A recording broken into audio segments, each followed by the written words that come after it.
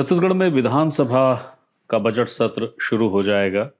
ये बजट सत्र 24 फरवरी से 21 मार्च तक होगा और कुल 17 बैठकें प्रस्तावित हैं। प्रस्तावित का आशय, बैठकों से आशय वो दिन जब सदन की कार्यवाही चलेगी और इन 17 बैठकों में जो प्रश्न कुल हैं वो है 2367।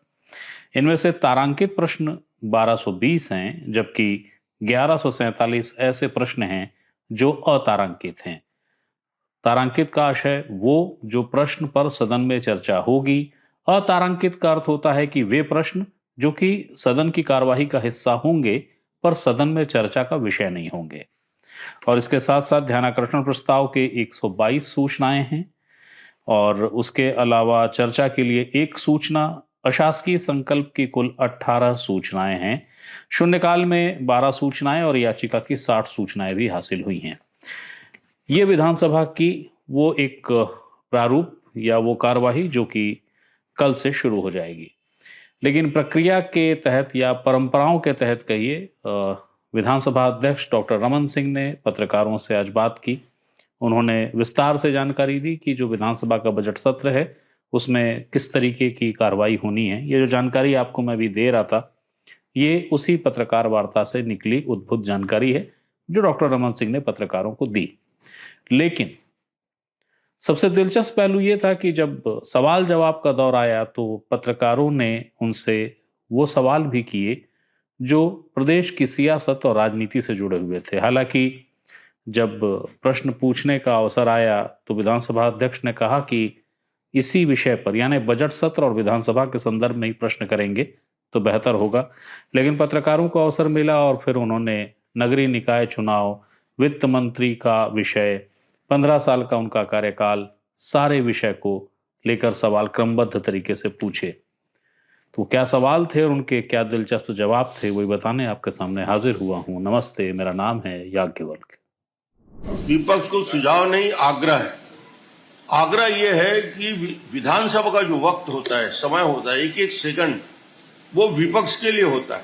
जितने प्रश्न है, जितने ध्यानाकर्षण है, जितने स्थगन है, जीरो ओवर की जितनी सूचना है और अन्य सूचनाओं के माध्यम से वो विधानसभा छत्तीसगढ़ के पूरे प्रशासन को जवाबदेही उसकी तय करने का एक माध्यम होता है।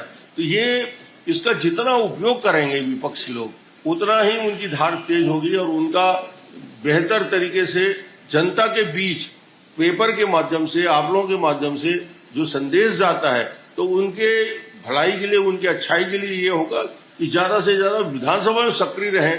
विधानसभा के बाहर सक्रिय रहते हैं, उसे उतना परफॉर्मेंस में फर्क नहीं पड़ेगा। डॉक्टर रमन सिंह ने ये जो आग्रह किया है ये विपक्ष के लिए किया है। दरअसल विपक्ष जब जो एक ट्रेंड रहा है, परिपाटी है, सिर्फ छत्तीसगढ़ में नहीं बल्कि देश भर की विधानसभाओं में, लोकसभा में भी, राज्यसभा में भी, कि जब आक्रामक तेवर अपनाए जाते हों, कोई मांग उठाई जाती हो और उस पर बात न हो या सरकार चर्चा न करना चाहे तो अक्सर कर बहिर्गमन हो जाता है और कभी कभी ये स्थिति आती है कि सदन की कार्यवाही का ही बहिष्कार हो जाता है। तो इस विषय को लेकर जो सवाल उठा था कि विपक्ष बहिर्गमन या इस तरह की जो चीजें करता है, इस पर आपका अभिमत क्या है, आप क्या कहना चाहेंगे, कोई विपक्ष को सुझाव देना चाहेंगे क्या? तो डॉक्टर रमन सिंह ने इस बात के जवाब में कहा कि सुझाव नहीं दूंगा, आग्रह करूंगा कि विधानसभा का जो वक्त होता है, जो समय होता है, उसका एक एक सेकंड, एक एक पल विपक्ष के लिए है। जितने प्रश्न हैं, जितने ध्यानाकर्षण हैं, जो भी स्थगन है, वो शून्यकाल की जो सूचनाएं हैं, उसके माध्यम से वो जब मुद्दों को उठाते हैं तो छत्तीसगढ़ की विधानसभा में उठे ये मुद्दे प्रशासन के लिए जवाबदेही तय करने का अहम मसला होता है। इसलिए सरकार को इस पे साथ, जब सरकार सामने हो तो विपक्ष को इस अवसर को नहीं चूकना चाहिए और बेहतर है कि विधानसभा के भीतर वो ज्यादा से ज्यादा सक्रिय हों ताकि चीजें सार्थक हों। पत्रकारों ने एक सवाल कर दिया। सवाल दिलचस्प था। सवाल ये था कि डॉक्टर रमन सिंह जी, आप 15 साल मुख्यमंत्री रहे, लंबे अरसे तक वित्त विभाग भी आपके पास रहा, प्रदेश का वित्त प्रबंधन आप देखते रहे। ओपी चौधरी जो इस समय शायद सरकार में वित्त मंत्री हैं, वो उन 15 साल के शासनकाल में आपके अधीनस्थ अधिकारी थे, क्योंकि वो आईएएस रहे हैं प्रदेश में और कई जगहों पे कलेक्टर रहे जिस समय वो आईएएस के रूप में अपने दायित्वों का निर्वहन कर रहे थे। प्रदेश में डॉक्टर रमन सिंह की सरकार थी, इसलिए ये प्रश्न हुआ कि वो अधिकारी जब थे तो आपके ही अधीनस्थ थे, आपकी ही सरकार थी, वो वित्त मंत्री हैं, आप भी वित्त मंत्री रहे हैं, उनके वित्त को जो प्रबंधन जो वो कर रहे हैं, जो बजट वो बना रहे हैं, उसे किस रूप में देखते हैं? ये जो सवाल हुआ उसका जवाब डॉक्टर रमन सिंह ने जिस स्मित हास्य के साथ दिया, जिसके बाद ठहाके गूंज गए, वो यहाँ है, देखिए। सर, एक और सवाल है कि आप मुख्यमंत्री रहे 15 साल तक, लगभग 12 साल आप वित्त मंत्री भी रहे, और आपके दौर में एक कलेक्टर आए, आईएएस आए छत्तीसगढ़ में, वो ओपी चौधरी थे, और आज ओपी चौधरी छत्तीसगढ़ में भाजपा के बड़े नेता हैं और वित्त मंत्री हैं। तो आपके वित्त मंत्री के दौरान और आज के दौर में क्या ऐसा दिख रहा है जो बेहतर है या सुधार हो सकता है? 15 साल हो जाए तो फिर तुलना करूंगा। अभी उसको क्यों फंसा रहा है? 1 साल हुआ है, उसके 1 साल के कार्यकाल को 15 साल के कार्यकाल से, ये दोनों के साथ अन्याय है। तो इसलिए जिस दिन 15 साल पूरे होंगे आपका प्रश्न सामयिक होगा। पत्रकारों ने ये सवाल किया डॉक्टर रमन सिंह से कि 15 साल आपका कार्यकाल और 1 साल का विष्णुदेव साय जी का कार्यकाल, सरकार दोनों भाजपा की थी, तो दोनों कार्यकाल की यदि तुलना करें तो ऐसा कौन सा या ऐसे कौन से काम हैं जो आपको लगता है कि वो अधूरे छूटे थे, अब पूरे हो रहे हैं? हालांकि ये चतुराई भरा प्रश्न था। पत्रकार जो पूछना चाहते थे उसके आशय निहितार्थ यही थे कि तुलना करके जरा बताइए कि किस सरकार को आप ज़्यादा बेहतर मानते हैं। पर जाहिर है वो डॉक्टर रमन सिंह हैं, डॉक्टर रमन सिंह जिनकी वाक्पटुता, वाक्शैली, प्रस्तुतिकरण हमेशा चकित करता है। तो उन्होंने उसका जवाब, सरकार की जो तुलना का जो प्रश्न था उसको लेकर उन्होंने बड़े सधे अंदाज में उसका जवाब दिया, स्मित हास्य के अपने चिर परिचित हस्ताक्षर अंदाज के साथ। जो जवाब उन्होंने दिया वो यहाँ है। सर, 15 साल आप मुख्यमंत्री रहे और 1 साल विष्णुदेव साय जी मुख्यमंत्री रहे हैं। आपको दोनों में यदि देखा जाए तो सबसे अच्छा क्या लगता है कि साय जी क्या एक्स्ट्रा कर रहे हैं जो आप नहीं कर पाए थे? जो 10-15 साल का कार्यकाल था छत्तीसगढ़ में, 2003 के बाद जो चुनौतियां थी, जो विषय था, राज्य के निर्माण के बिल्कुल प्रारंभिक चरण थे, तो बेसिक इंफ्रास्ट्रक्चर की चुनौती बहुत ज्यादा थी छत्तीसगढ़ में, और उसके काम की शुरुआत गरीबी के खिलाफ लड़ाई का विषय था। वो चाहे 1 रुपये किलो चावल की योजना हो, चाहे स्किल के लिए विषय हो, चाहे इंफ्रास्ट्रक्चर का हो, ये चुनौतियां थी, और उसको 15 साल में हम लोगों ने कोशिश किया।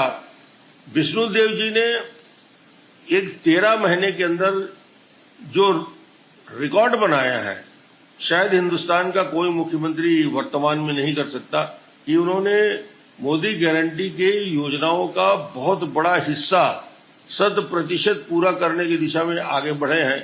3100 रुपया क्विंटल में धान खरीदी का विषय हो, 2 साल का बोनस 3170 करोड़ रुपया देने की विषय रहा हो, 21 क्विंटल धान खरीदी का विषय रहा हो, 70 लाख महतारी वंदन योजना में बहनों को 1000 रुपया देने की बात हो।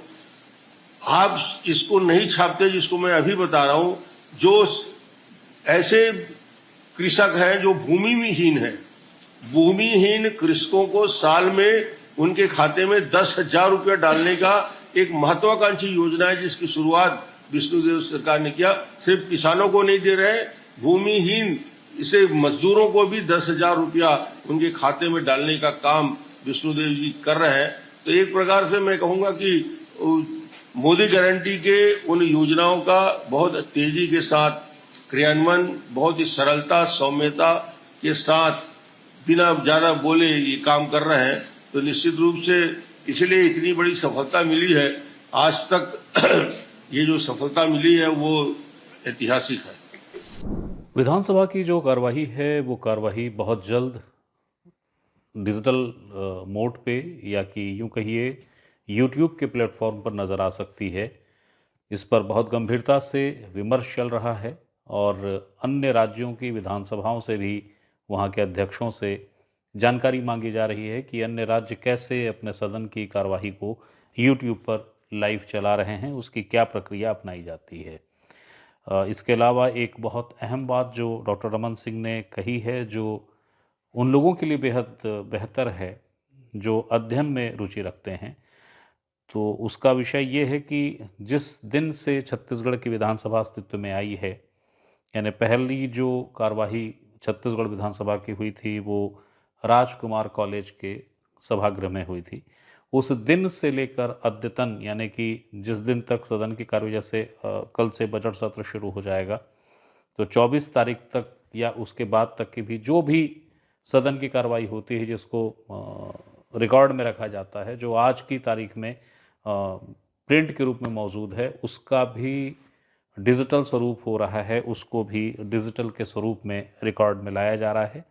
और जिन्हें अध्ययन में रुचि हो, जो विधानसभा की कार्यवाही को पढ़ने में रुचि रखते हों, उनके लिए बहुत बेहतर है कि बहुत जल्द वो एक क्लिक पर हाजिर हो जाएगा। और इसके साथ साथ एक अहम बात ये भी कि जो नई विधानसभा है, उस विधानसभा को लेकर भी प्रश्न आए थे और उस पर भी डॉक्टर रमन सिंह ने ये बताया है कि जो स्ट्रक्चर है वो पूरा करीब करीब बन गया है। बहुत कुछ और काम छोटे छोटे हैं जो होने बचे हैं और उसको भी बहुत जल्द 4-5 महीने में पूरा कर लिया जाएगा और उसके बाद उसका विधिवत उद्घाटन होगा। वो उद्घाटन जिसमें संभावनाएं हैं कि प्रधानमंत्री नरेंद्र मोदी भी शामिल होंगे। ये इसलिए भी अहम है क्योंकि ये छत्तीसगढ़ विधानसभा का रजत जयंती वर्ष है और इसीलिए खुद विधानसभा अध्यक्ष चाहते हैं कि 25वें वर्ष में विधानसभा अपने नए भवन में, जो बहुत विराट है, बहुत विस्तृत है और बहुत भव्य है, उसमें प्रवेश कर जाए। इसको लेकर जो डॉक्टर रमन सिंह ने जानकारी दी वो यहाँ है, देखिए। सर एक आखिरी प्रश्न है सर, वो पिछली बार भी मैंने आग्रह किया था, वो YouTube पर लाइव हम सदन की कार्यवाही को चला पाएं, ऐसी कोई व्यवस्था सुचारू रूप से, सार्थक रूप से? अभी प्रश्नकाल तो हम पूरा दिखाते हैं, लाइव दिखा रहे हैं। प्रश्न के काल के बाद की जो विषय है, ध्यानाकर्षण या अन्य विषय को लें कि ना, या बजट को करें कि ना करें, इस विषय में काफी चर्चा हम कर रहे हैं। अन्य विधानसभा के स्पीकर से भी बात करते हैं, तो जो एक आने वाले समय में कुछ इस विषय में आगे बढ़ सकते हैं। निर्माण कार्य का निरीक्षण कल है, मगर स्ट्रक्चर बन चुका है करीब करीब। अब बाकी काम जो अंदर के हैं वो काम होने हैं, तो मुझे लगता है कि आने वाले 4-5 महीने में अंतिम स्टेज की ओर हो जाएगा और इस साल के अंत में हम वहां प्रवेश करेंगे और उसका विधिवत उद्घाटन होगा। ये संभावित तिथि कल और पता चल जाएगा कि वो कब तक हमको देंगे।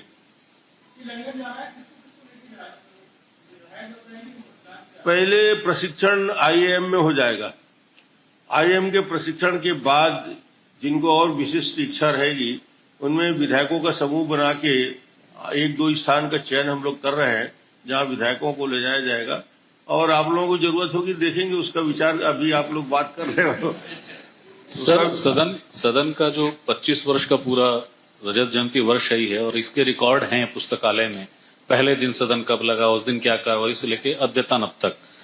क्या ऐसा संभव है सर कि वो डिजिटल फॉर्मेट में भी उपलब्ध रहे, तो जब भी किसी को अध्ययन करना हो, पढ़ना हो, तो वो डिजिटल फॉर्मेट में देख ले उसको? नहीं, बहुत अच्छा सुझाव है। और आज तक के हमारी जो कोशिश है कि विधानसभा की शुरुआत, यानी जब राजकुमार कॉलेज से जिस दिन शुरुआत हुआ और आज तारीख तक जितने भी डिबेट हुए, जितने विषय में चर्चा हुई, वो सारे के सारे डिजिटल फॉर्म में आने वाले समय में आपको उपलब्ध कराएंगे। सर, इस बार का भी बजट डिजिटल रूप से पेश किया जाएगा? जी, इस बार का बजट भी डिजिटल रूप से पेश किया जाएगा, पिछले बार जैसे डिजिटल किया गया था? हाँ, आपको बजट के होने के बाद उसको प्रस्तुत आपको दे दिया जाएगा। तो सदन की कार्यवाही 24 तारीख से शुरू हो जाएगी। राज्यपाल का अभिभाषण होगा। राज्यपाल के अभिभाषण के बाद राज्यपाल के अभिभाषण पे जो कृतज्ञता ज्ञापन प्रस्ताव होता है, इसे धन्यवाद प्रस्ताव भी कहा जाता है, उसको सदन के पटल पर रखा जाएगा और उसके साथ साथ अनुपूरक बजट को भी सदन के पटल पर रखा जाएगा। तो जो राज्यपाल का धन्यवाद प्रस्ताव है, इस पर चर्चा होगी, लेकिन कल की जो कार्यवाही है वो सिर्फ 3 विषयों पर ही आके टिकेगी, बल्कि एक चौथा विषय और होगा जो एक परंपरा है सदन की कि सत्र के दौरान, शुरू होने के दौरान, जो उसके ठीक पहले जिन देश के या राज्य के माननीय सदस्यों का देहावसान होता है, भले वो वर्तमान हो या भूतपूर्व हो, उनको श्रद्धांजलि दी जाती है और श्रद्धांजलि के बाद सदन की कार्यवाही अगले दिन के लिए स्थगित हो जाती है। तो वो प्रक्रिया अपनाई जाएगी। डॉक्टर मनमोहन सिंह का निधन उल्लेख होगा, जो भारत के प्रधानमंत्री रहे, और इसके बाद कार्यवाही कल की जो है यानी 24 तारीख की वो समाप्त हो जाएगी। एक अहम बात ये भी कि जो वित्त मंत्री ओपी चौधरी बजट प्रस्तुत करेंगे 2025-26 का, वो 3 मार्च को 12:30 बजे सदन में प्रस्तुत करेंगे। और ये जो सदन में वित्त मंत्री ओपी चौधरी बजट प्रस्तुत करेंगे, उसका सीधा प्रसारण आप दूरदर्शन पर और आकाशवाणी में भी, दूरदर्शन में देख सकेंगे और आकाशवाणी के जरिए सुन सकेंगे। तो ये एक अहम सूचनाओं से भरी, अहम जानकारियों से भरी चीज़ें थी जो जाहिर है मेरे पास आई थी। और हर सूचना और हर जानकारी पे चूँकि अधिकार आपका है और मैं सिर्फ माध्यम हूँ, तो सूचनाएं आपको देने हाजिर हुआ था। फिर कोई सूचना होती है, फिर कोई अहम जानकारी आती है, वो आपको देने फिर हाजिर होऊंगा। तब तक के लिए प्रणाम।